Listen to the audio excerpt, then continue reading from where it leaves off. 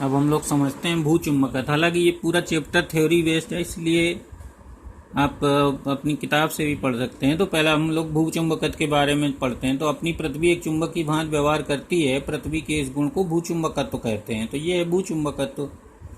भूचुम्बकत्व की पुष्टि निम्न तथ्यों से होती है, यानी ये कैसे जाना जाए कि पृथ्वी में चुंबकत्व का गुण पाया जाता है। तो निम्न गुण बताते हैं, निम्न तथ्य बताते हैं कि पृथ्वी में चुंबकीय गुण होता है। चुंबकीय सुई का उत्तर दक्षिण दिशा में ठहरना। अगर चुंबकीय सुई को हम लोग रखें तो वह सदैव उत्तर दक्षिण दिशा में ठहरती है। पृथ्वी के अंदर उत्तर दक्षिण दिशा में गड़े लोहे की दंड का चुंबकित हो जाना। अगर लोहे की छड़ को हम उत्तर दक्षिण दिशा में गाड़ दें तो कुछ दिनों में क्षण में चुंबकत्व का गुण आ जाता है। किसी चुंबक की चुंबकीय बल रेखाएं खींचने पर उदासीन बिंदुओं का मिलना। तो अगर हम पृथ्वी पर किसी दंड चुंबक की चुंबकीय बल रेखाएं खींचें तो वहां पर एक उदासीन बिंदु मिलता है। उदासीन बिंदु ये शो करता है कि उस जगह पर दो चुंबकीय क्षेत्र हैं, एक दंड चुंबक का है और एक किसी और का है। तो वो जो और किसी का होता है वही भूचुंबकत्व माना जाता है। और चौथा है, पृथ्वी की सतह पर जब चुंबकीय सुई ध्रुवों पर होती है तो सतह के लंबवत ठहरती है, एकदम ऊर्ध्वाधर हो जाती है। अब ये ऐसी सुई लेकर जाएंगे ऊर्ध्वाधर तल में जो घूम सके। जो चुंबकीय सुई होती है उसको ऊर्ध्वाधर तल में पकड़ेंगे तब ऐसा दिखाई देगा। और पृथ्वी के भौगोलिक उत्तरी ध्रुव के पास चुंबकीय सुई का उत्तरी ध्रुव पृथ्वी की सतह की ओर ठहरता है, और भौगोलिक दक्षिणी ध्रुव पर चुंबकीय सुई का दक्षिणी ध्रुव पृथ्वी की सतह की ओर ठहरता है। तो इन निष्कर्षों के आधार पर यूं कह दीजिए कि इन तथ्यों के आधार पर यह निष्कर्ष निकलता है कि पृथ्वी का चुंबकीय उत्तरी ध्रुव, यानी पृथ्वी के पास चुंबकत्व का गुण है, और उसका जो उत्तरी ध्रुव है भौगोलिक दक्षिणी ध्रुव के पास है, और जो चुंबकीय दक्षिणी ध्रुव है वो भौगोलिक उत्तरी ध्रुव के पास है। ये बनाया गया है चित्र में यहाँ पर।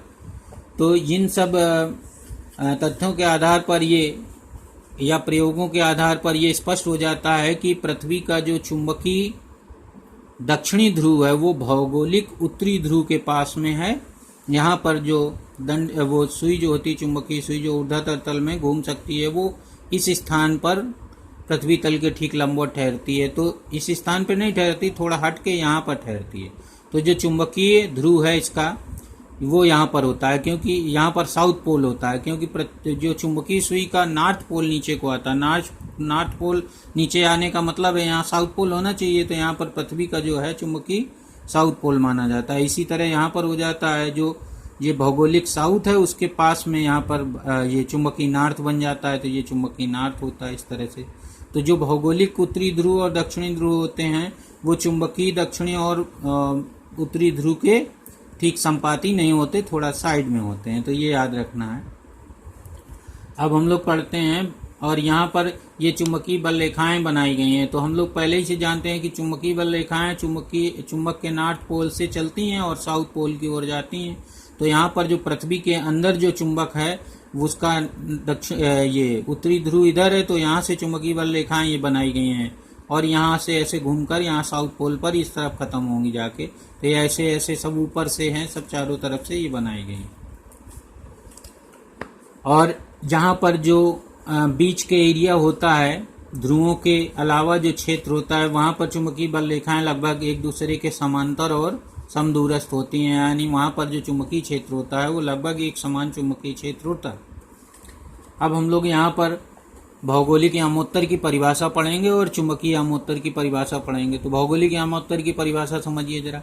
पृथ्वी की घूर्णन अक्ष से गुजरने वाला, तो ये जो पृथ्वी की घूर्णन अक्ष है ये नॉर्थ पोल साउथ पोल से गुजरती हुई ये जो अक्ष बनाई गई है ये घूर्णन अक्ष है।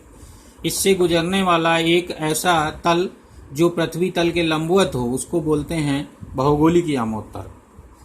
तो ये भौगोलिक यामोत्तर मतलब इसको पृथ्वी को एक तरह से ऐसे हाथ से ऐसे काट दो, तो ऐसे खड़े खड़े काट दोगे तो दो पार्ट में बन जाएगा। तो ये जो तल है हाथ का, ये जो पृथ्वी तल के लंबवत होगा और इस अक्ष से गुजरेगा, उसको बोलते हैं भौगोलिक यामोत्तर।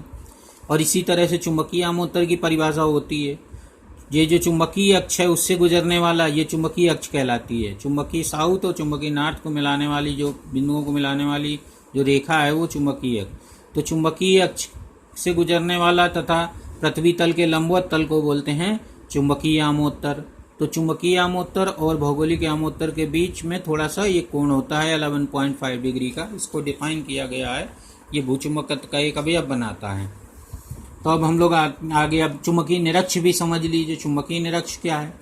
अगर हम लोग चुंबकीय सुई को पृथ्वी तल पर इन स्थानों पर लेकर घूमें या इन स्थानों पर लेकर आए तो हमेशा चुंबकीय सुई पृथ्वी तल के समांतर एकदम ठहरती है, एकदम क्षैतिज ठहरती है।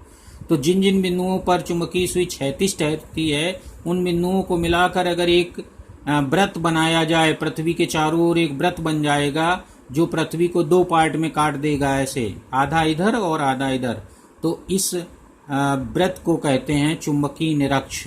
तो देखिए चुंबकीय निरक्ष की डेफिनेशन, पृथ्वी की सतह के जिन स्थानों पर चुंबकीय सुई पृथ्वी की सतह के समांतर ठहरती है अर्थात क्षैतिज ठहरती है, उन स्थानों से गुजरने वाला वृत्त जो पृथ्वी को दो भागों में बांटता है। तो अगर इन बिंदुओं से होकर वृत्त एक खींचे तो ये दो भाग में बांट देगा, एक ये भाग हो जाएगा और एक ये भाग हो जाएगा, को चुंबकीय आमोत्तर कहलाता है। दो भागों में बांटता हो तो उसे चुंबकीय आमोत्तर कहते हैं। तो ये कह लीजिए, तो ये है चुंबकीय आमोत्तर की परिभाषा। तो इस तरह भौगोलिक आमोत्तर और चुंबकीय आमोत्तर की परिभाषा यहाँ से पढ़कर समझ भी लेंगे, किताब से भी समझ लेंगे। अब भूचुंबकत्व के अवयव, तो भूचुंबकत्व के तीन अवयव होते हैं। एक दिक्पात कोण, एंगल ऑफ डिक्लिनेशन बोलते हैं। नमन कोण, नमन या नति कोण बोला जाता है, एंगल ऑफ डिप कहा जाता है। और तीसरा है पृथ्वी के चुंबकीय क्षेत्र का क्षैतिज घटक, कैपिटल एच बोला जाता है। तो इस तरह से हम लोग इन तीनों भूचुंबकत्व के अवयवों को नेक्स्ट वीडियो में समझेंगे।